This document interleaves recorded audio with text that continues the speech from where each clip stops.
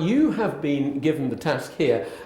Briefly, can you tell me about this task of summarising an update in geriatrics? What do you see? You have pharmacological origins, but what do you see as the challenges in geriatrics right now? Just very briefly.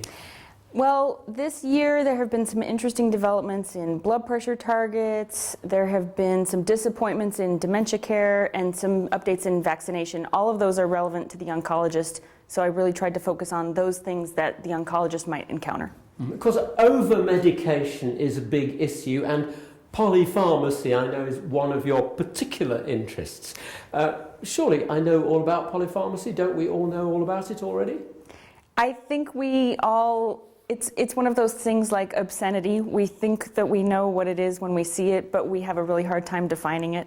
So some people say that it's taking 5 or more medications regularly. Some people say 10 or more. Some people call that excessive polypharmacy, but it's taking more drugs than is indicated. What are the things that happen, though, in your patients taking many medications? The more drugs an older person takes, the more likely they are to have an adverse drug reaction, so something that would land them in the emergency room or the hospital. They're more likely to have geriatric syndromes like falls, cognitive impairment, delirium. They have long-term and short-term effects from over-medication. And are there particular specifics that jump out and say this needs to be addressed quite regularly? There are, although the challenge is that the evidence for those specific drugs being the smoking guns for the harm is really very difficult. But there are some drugs that are generally harmful: sedative hypnotics, so sleeping pills, anticholinergics, so things that are sedating like diphenhydramine. So those kind of classes of drugs have always been implicated in falls and cognitive impairment. Of course, the key word at the moment is multidisciplinary approach in cancer medicine. So why is it the problem of the cancer doctor?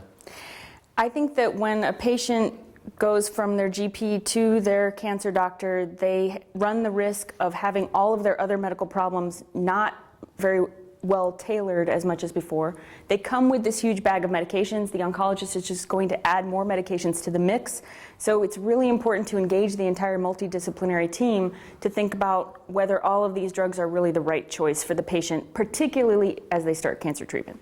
Now, depending on which country you're in and which healthcare system, it might be hard for the GP to stay in touch. Can you tell me what are the sort of models for keeping the family practitioner and even the pharmacist also in the loop to prevent problems from too many drugs? I think the models are very challenging. So not only the family practitioner, the pharmacist, but even many places there are not geriatricians to do comprehensive geriatric assessment for oncology patients. So, you know, in the ideal setting, you would be able to have all of these people at the table and they could all bill for their services individually. Many places there are bundled types of care or basically capitated care for one condition, in which case everybody has to take their piece of the puzzle.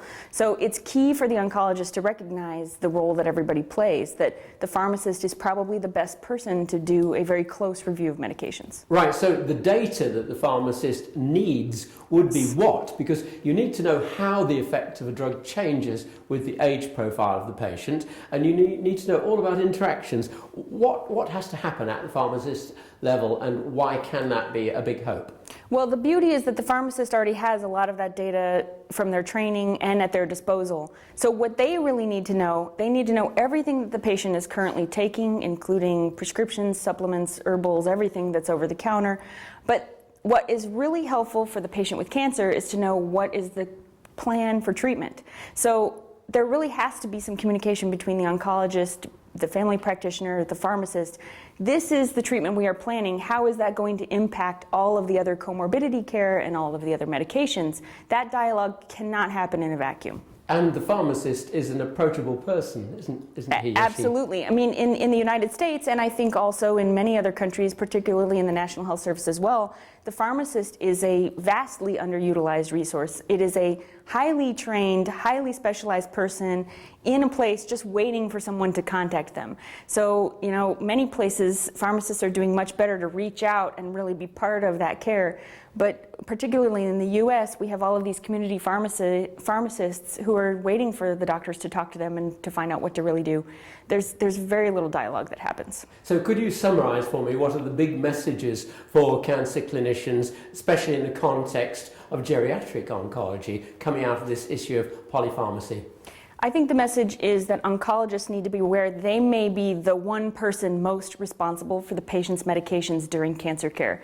And because that is the case, they need to engage the multidisciplinary team, and in particular their pharmacist, to help to triage those medications and to streamline them while they're getting cancer therapy.